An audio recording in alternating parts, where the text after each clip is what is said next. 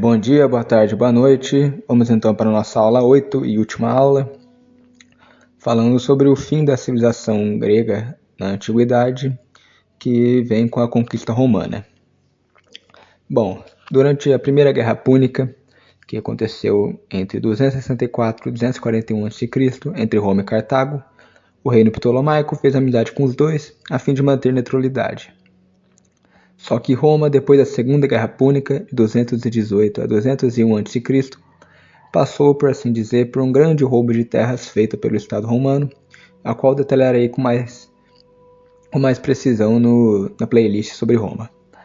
Durante a guerra, Aníbal tinha conseguido importantes vitórias dentro do território da República Romana, e vários povos aliados de Roma quebraram aliança e se aliaram com Aníbal. Só que o general Fábio Máximo, que assumiu o controle do exército, fez uma tática parecida com a de terra arrasada feita pela Rússia para ganhar dos cartagineses. Fábio fez com que muitas propriedades fossem destruídas no interior da Itália para que Aníbal não tivesse recursos para se manter. Com isso, a maioria das mortes da Segunda Guerra Púnica não são das batalhas em si, mas dos efeitos colaterais causados por essa estratégia de Fábio, nome ao qual deu origem à expressão socialismo fabiano. Depois que quase metade dos cidadãos italianos morreram nessa guerra, o interior da Itália estava destruído, que era, entre aspas, um paraíso agrário de pequenos proprietários livres, passou a se tornar grandes latifúndios escravistas, criando uma classe de super ricos aliados ao Estado romano ao longo do século II a.C. A primeira vez que romanos e gregos se enfrentam é nas Guerras Pírricas, de 280 a 275 a.C. Nessa guerra, Pirro, rei do Épiro, um dos únicos reinos gregos que não caíram sob domínio macedônico, junto com Esparta, invade Roma. Ele consegue vencer algumas batalhas, como a Batalha de Asculo, a Batalha de Heracleia e na Batalha de Benevento, mas a um custo muito alto, o que deu origem à expressão vitória pírrica. Tanto é que é aí que vem a famosa frase: se vencemos mais uma batalha contra os romanos, estamos perdidos. A segunda vez é quando a Macedônia se junta a Cartago contra Roma na Segunda Guerra Púnica, em 214 a.C., e ataca o território da atual Albânia. Como os gregos não gostavam do domínio macedônico, em 211 a.C., a Liga Etólia se alia com Roma e passa a atacar a Macedônia. A Liga Etólia foi formada em 370 a.C. em oposição à Macedônia e à Liga Aqueia, mas depois os macedônios suprimiram as revoltas. Ela tinha uma estrutura federal que consistia num conselho federal, em que o nível de representação era proporcional ao tamanho da contribuição dada ao exército da Liga, uma popular assembleia de todos os cidadãos que se encontravam 2 vezes ao ano e um conselho secreto semelhante a um governo federal. Eles também implementaram uma padronização econômica, coletando impostos, usando uma moeda comum a todos os membros e adotando um sistema uniforme de pesos e medidas. A Liga era formada pelas cidades da Lócrida, Males, Dolopes, parte da Tessália, Fócida e Acarnânia. Na última parte do seu poder, certas cidades-estados se uniram a ela, como Mantineia, Tégea, Figaleia, Sidônia e a ilha de Creta. Em 210 a.C., Esparta e o reino do Pérgamo, no noroeste da Turquia, se aliou com Roma. Então temos o fim da Primeira Guerra Macedônica, em 206 a.C., com a Macedônia sendo destruída pelos romanos, e o cônsul romano Tito Quíncio Flaminino, que viveu de 229 a 174 a.C., aparece no estágio de Corinto e avisa aos gregos que agora eles são livres para fazer o que quiserem. Em abril de 200 a.C., estoura a Segunda Guerra Macedônica, novamente com a Liga Etólia e o reino de Pérgamo contra a Macedônia e apoiados pelos romanos. Só que em 199 a.C., a Liga Aqueia também entra na guerra contra a Macedônia. A Liga Aqueia foi criada ainda no século V a.C., sendo uma confederação de 12 estados da Acaia, mas apenas interviu nas guerras do século V a.C. e também foi conquistada pelos macedônios no final do século IV a.C. A Liga foi restabelecida em 280 a.C. e foi reforçada com a adesão de Sição, Corinto, Megalópolis e Argos, de 250 até 229 a.C. A Liga Aqueia era uma confederação na qual cada estado ou cidade-membro era autônomo, mas todos os membros participavam no conselho que se reunia 2 vezes por ano para formular a política externa comum e para promulgar a legislação relativa a questões econômicas como a moeda. Aproximadamente em 235 a.C., Cleómenes III, rei de Esparta, iniciou uma guerra contra a Liga numa tentativa de obrigar os acaios a entrar numa confederação peloponésia. Depois de 2 importantes derrotas, os acaios pediam ajuda à Macedônia e obtiveram-na. Cleomenes III foi finalmente derrotado na Batalha de Selásia em 222 a.C. Como preço pela ajuda do seu antigo inimigo, a Liga viu-se submetida de novo à Macedônia. Na Segunda Guerra Macedônia, a Liga Etólia ajudou os romanos a derrotar Felipe V da Macedônia na famosa Batalha de Cinocéfalos em 197 a.C., acabando com a guerra, com a Macedônia se tornando um estado vassalo de Roma. Em 198 a.C., Esparta se junta à Liga Etólia e entra na guerra. Em junho de 195 a.C., a Guerra Lacônia estoura, mas no mesmo ano Esparta é forçada a ser anexada à Liga Aqueia. Em 192 a.C., começa a guerra entre Roma e o Império Seleucida. As hostilidades entre os dois começam quando Antíoco III subiu ao poder no Império Seleucida em 223 a.C. Os Seleucidas são derrotados na Batalha das Termópilas em agosto de 191 a.C. e em agosto de 189 a.C. perdem a Batalha de Magnésia, onde os romanos começam a dominar a Anatólia. Em outubro de 189, os Seleucidas são derrotados na Batalha de Monte Olimpo, no meio da Turquia. Em 188 a.C., ocorre a Paz de Apameia, onde os territórios conquistados pelos romanos da Turquia são devolvidos ao reino de Pérgamo. Então, como Antíoco III era o principal aliado da Liga Etólia, ficou impossível deles lutarem sozinhos contra Roma e foi obrigado a assinar um tratado que se tornava estado vassalo de Roma em 189 a.C. Após 179 a.C., a Macedônia deixa de ser um protetorado romano e se torna independente. Em 171 a.C., estoura a Terceira Guerra Macedônica, com o reino de Épiro e o reino Odrísio ao lado da Macedônia e a Liga Aqueia ao lado de Roma. Em outubro do mesmo ano, Roma é derrotada na Batalha de Calínico. Em junho de 170 a.C., Roma força o reino Odrísio a sair da guerra e a Macedônia invade a Liga Aqueia, que sai da guerra em dezembro. Em abril de 169 a.C., Roma saqueia a Macedônia ao invés de conquistar. Em junho, o reino de Ardiaei se junta à Macedônia. Em setembro de 168 a.C., Roma destrói a Macedônia na Batalha de Pídina e a divide em 4 reinos vassalos de Roma. O reino Ardiaei chega a tomar algumas regiões romanas na Albânia, mas é dissolvido pelos romanos em 167 a.C. e alguns de seus territórios são conquistados. Em 168 a.C., levaram 1000 acaios a Roma como reféns, entre eles o historiador grego Políbio. Em junho de 149 a.C., o usurpador Andrisco se proclama rei e unifica a Macedônia com a ajuda da Trácia. Mas em maio de 148 a.C., Roma derrota a Macedônia na Segunda Batalha de Pídina e anexa seu território. E em março de 146 a.C., a Liga Aqueia se revolta agora contra Roma, mas eles perdem e em dezembro, Corinto é queimada e destruída, com milhares de seus cidadãos sendo escravizados e enviados a Roma, e a Acaia se torna uma província romana, e isso é o fim da Grécia continental. Existe um historiador chamado Charles Adams que diz que depois que os romanos tomaram conta da Grécia, eles passavam a cobrar cada vez mais impostos e usar os impostos como um sistema de espionagem para retirar a privacidade dos cidadãos e continuar empreendendo uma guerra política interna no sentido de se tornar o Estado romano um Estado quase totalitário. No entanto, apesar da Grécia cair na mão dos romanos, os reinos helenísticos de Ptolomeu e Seleuco ainda existiam. O Império Parta estava crescendo na Ásia e querendo destruir a influência grega na Ásia e restaurar o Império de Xerxes e Dario. Os partos eram um grupo nômade que tinha origem na Ásia Central, perto de Bactria, atual Afeganistão. Em 250 a.C., eles fazem uma revolta contra os seus senhores gregos, e em 139 a.C., eles já tinham se expandido para o oeste, tomando toda a Mesopotâmia do Império Seleucida. Em maio de 133 a.C., o último rei de Pérgamo legou seu reino aos romanos, só que em novembro o usurpador Eumenes III se revolta em Pérgamo, mas sua revolta é derrotada em 129 a.C. Em abril de 103 a.C., partes da Cilícia e da Anatólia são conquistadas pelos romanos. Em 96 a.C., Sula conquista mais algumas partes da Cilícia. Em 96 a.C., o governante de Cirene, cidade do reino ptolomaico, entrega seu reino aos romanos, que é parte do noroeste do Egito e nordeste da Líbia. Em 89 a.C., estoura a Primeira Guerra Mitridática contra o reino do Ponto, nordeste da atual Turquia, um reino helenístico governado pelo persa Mitrídates I na Turquia.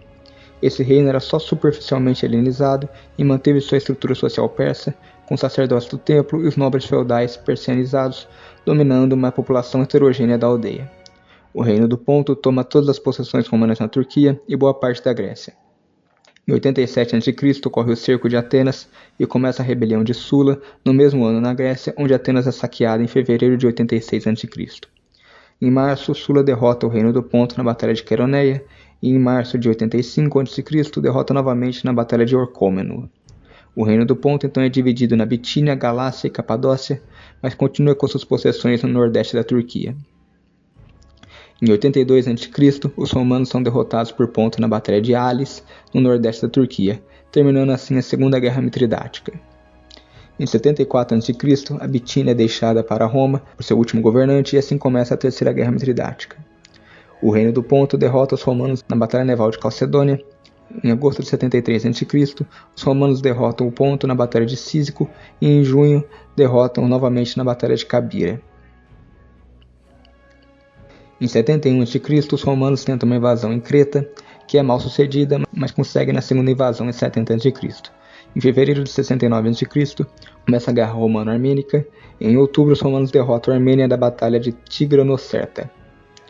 Em julho de 68 a.C., os romanos os derrotam novamente na Batalha de Artachata. Em setembro de 68 a.C., o que restou do Império Seleucida é libertado do domínio armênio. Em 67 a.C., o reino do Ponto derrota Roma na Batalha de Zela. Em março de 66 a.C., o Império Parta se alia com Roma e os dois atacam a Armênia. Em agosto, a Armênia firma um acordo de paz com os dois, se tornando estado vassalo de Roma. No mesmo mês, Roma derrota o reino do Ponto na Batalha de Licos. Em 65 a.C., os romanos fazem uma expedição na Geórgia e também ocorre uma rebelião no reino do Bósforo, que é suprimida e o reino anexado ao reino do Ponto. Em 64 a.C., o que sobrou do reino Seleucida se torna o estado vassalo de Roma. Em 63 a.C., termina as guerras mitridáticas e o reino do Ponto se torna vassalo de Roma. Em 63 a.C., o reino Seleucida deixa de ser um estado vassalo e se torna uma província romana propriamente dita. E agora o único que restava era o Egito da dinastia Ptolomaica. Em 49 a.C., o Egito fica ocupado pelos Optimates, que era a facção da guerra civil de Júlio César contra Pompeu, que era a facção de Pompeu. No entanto, em 48 a.C., Pompeu é morto a mando de Júlio César assim que desembarca no Egito, e o Egito volta a ser independente. Júlio César chegou a ter um filho com a rainha Cleópatra VII do Egito, que foi morto depois da guerra civil entre Marco Antônio e Octaviano. Em outubro de 48 a.C., o reino do Ponto aproveitou a oportunidade da guerra civil e se rebelou contra a ocupação dos Optimates e se torna independente e derrota os romanos em dezembro na Batalha de Nicópolis. Em novembro de 48 a.C., ao cerco de Alexandria, e em maio de 47 a.C., César derrota o Egito na Batalha do Nilo. O Egito então se torna um estado fantoche dos populares, a facção de Júlio César, ainda na Guerra Civil. Em agosto de 47 a.C., César derrota o reino do Ponto na segunda Batalha de Zela, dando fim definitivo ao reino. Em outubro ele transfere o Chipre para o domínio do Egito, que ainda estava sob sua influência. O Egito continua sendo um estado vassalo de Roma, mesmo depois que César é assassinado em março de 44 a.C. Em 42 a.C., o Egito passa ao controle de Marco Antônio devido às mudanças territoriais no segundo triunvirato e vai permanecer sob seu domínio até ele se suicidar com sua amante Cleópatra VII em 1 de agosto de 30 a.C. Em agosto, Otaviano faz o cerco de Alexandria e toma de vez o Egito, transformando numa província romana, e esse é o fim dos reinos helenísticos, pelo menos no Mediterrâneo. O que vai durar um pouco mais ainda são o reino indo-grego, que dura até o começo do século I d.C. Mas isso aqui já é o fim praticamente da história grega clássica. E agora a história grega está anexada, literalmente está junto com a história romana. Então, vamos às considerações finais. A Grécia foi uma civilização muito próspera e que nos fascina até hoje. O que nos mostra que o que constrói uma civilização e o que a destrói. A Grécia começou com uma civilização extremamente tirânica na era micênica e, após sofrer um colapso diante das condições climáticas favoráveis, invasões dos povos do mar e a queda diante do seu próprio peso do seu estado, se reergueu ao longo da Idade das Trevas gregas e o que tornou, no período arcaico, uma grande civilização. Essa grande civilização nos deu a filosofia, a matemática numa nova forma, a física, a história, toda a base da civilização. Na era arcaica, a Grécia era um monte de cidades-estado autônomas, que colonizaram boa parte do Mediterrâneo, criando postos de livre comércio extremamente livres, além de, é claro, a importância dos grandes filósofos pré-socráticos. Na era clássica, vemos que foi a descentralização e os exércitos privados que fez que Atenas ganhasse dos persas, sob a marinha de Temístocles, além de se desenvolver como um grande polo comercial, marítimo e intelectual. Não é à toa que os maiores filósofos da história surgiram nesse período, como Sócrates, Platão e Aristóteles. Ao mesmo tempo, vemos Atenas se corrompendo aos poucos, centralizando o poder com a Liga de Delos, assim como Esparta fez com a Liga do Peloponeso. E vamos ver as duas brigando numa guerra inútil, que é a Guerra do Peloponeso, que faz com que ambas se enfraqueçam, e o domínio macedônio se torna mais fácil. E na era helenística, apesar da revitalização feita por Alexandre o Grande, vamos ver que o mundo helenístico decai lentamente até os romanos e os partos dominarem todos os reinos das dinastias dos filhos de Alexandre. A Liga Aqueia e a Liga Etólia não vão conseguir se defender nem dos macedônios, nem dos romanos, porque eram alianças militares centralizadoras que impunham até moeda única para as cidades que faziam parte. Os gregos da Grécia continental, Turquia e Egito não tiveram escolha senão submeter os romanos, que para eles, e realmente era, muito menos pior que os partos ou ao reino do Ponto. Apesar disso, o legado grego nunca morreu e carregamos até hoje. Apesar de todas as atrocidades que os romanos fizeram na sua história, já que eles também se corromperam com o tempo, eles tinham o costume de preservar as tradições dos povos conquistados, e com os gregos não foi diferente. Os romanos tiveram influência pesada dos gregos, até mesmo usando toda a estrutura de poemas, escrita, arte dos gregos, só que em latim. Certamente, se não fossem os romanos, e depois pela Igreja Católica, não teria sido preservado o legado da filosofia e história grega. Por falar em cristianismo, não podemos deixar de falar dessa importância para a civilização grega. Por mais que os estados gregos caíram muito antes do cristianismo, ou os principais deles, esse teve pesada influência às pessoas das províncias romanas que antes eram do mundo grego. Para se tornar cristão, era necessário para os primeiros gregos se tornarem judeus, porque o cristianismo inicialmente era considerado uma heresia judaica. São Paulo acabou com isso e agora os gregos podiam se converter diretamente. O cristianismo, que tinha nascido na Judéia, primeiro se espalhou para a Síria, Turquia e Egito e depois para a Grécia. Rodney Stark, no seu livro The Rise of Christianity, projeta um crescimento de cristianismo de 40% por década na Grécia, entre o ano 40 e 300. Em 40, cerca de 1.000 pessoas eram cristãs na Grécia, algo como 0,02% da população. Em 200 já tinha 200 mil cristãos e em 350 havia 30 milhões de cristãos, totalizando 50% da população no Império Romano. Os cristãos justificavam a doutrina usando argumentos racionais, seguindo a metodologia grega de Sócrates, Platão e Aristóteles, que também os três morreram acreditando em um Deus único e na mortalidade da alma. Os filósofos cristãos promoveram grandes discussões de física, metafísica, cosmologia, lógica, epistemologia, livre-arbítrio e providência divina, psicologia, ética e política.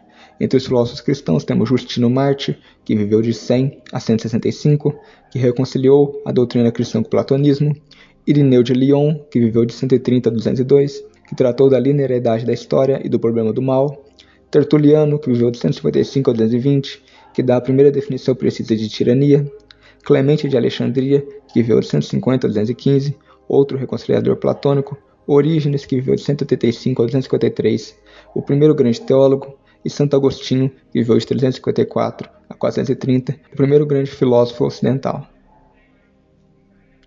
Os pagãos gregos no início desdenhavam do cristianismo, mas depois eles começaram a ler as obras desses filósofos e começaram a se converter. No final do século III e início do século IV, os únicos pagãos que restaram dispostos a manter as antigas tradições puras da filosofia grega são os excêntricos ou de segunda categoria.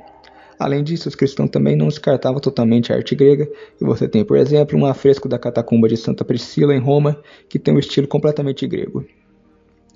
As obras gregas também foram traduzidas para o sírio ou para o árabe, porque os muçulmanos também queriam saber explicar a sua fé em termos da única filosofia que eles conheciam, que era a filosofia grega. Bom, então é isso, terminamos finalmente nosso estudo de história grega. Obrigado a todos que assistiram, até mais.